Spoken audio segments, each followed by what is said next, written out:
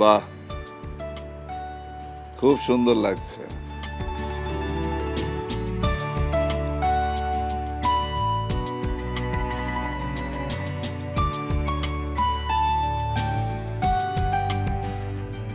বাড়ির মেহমানরা আবার তোমাকে পাত্রী বলে ভুল করবে না তো সালমা বেগম? আচ্ছা, মুখ দিয়ে কোনো ভালো কথা বাইর হয় না নিজের স্ত্রীর জন্য? হুম? আচ্ছা, এত গল্পের বই, উপন্যাস, কবিতা এত কিছু পড়ো, ওই নাকি ভালো কথা লেখা থাকে না? আছে, অবশ্যই আছে, কিন্তু সেগুলো তোমার জন্য যথেষ্ট নয়। সত্যি তোমাকে অপরূপ লাগছে।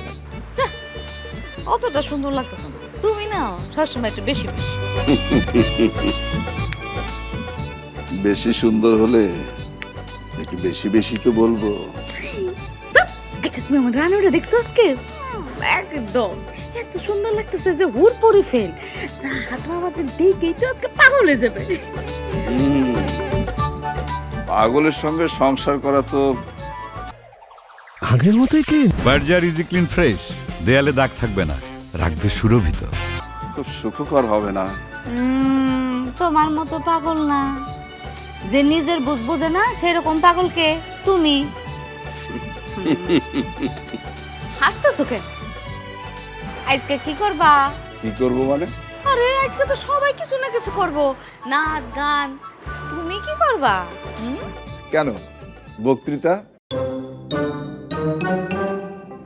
দেশে সাদা মনের মানুষের কেন প্রয়োজন সেটা নিয়ে একটা বিশদ আলোচনা।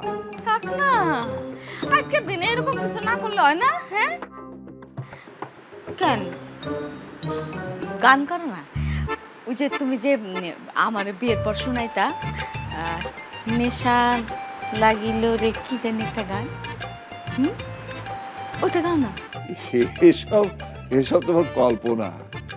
কবে তোমাকে গান শুনিয়েছে? কে শুনিয়েছে? অসম্ভব, তুমি শোনাও নাই? প্রশ্নই আসে না। আমি তোমাকে কেন, কাউকে কোনোদিন কোনো গান শোনাইনি। কি আমার পাত্র খান? হ্যাঁ, গর্ব করে বলতেছে তোমাকে গান শুনাইনি। হ্যাঁ, তোমার গান শুনবো কেডা? আগের সেই গানের গলা তোমার আছে? যত সব।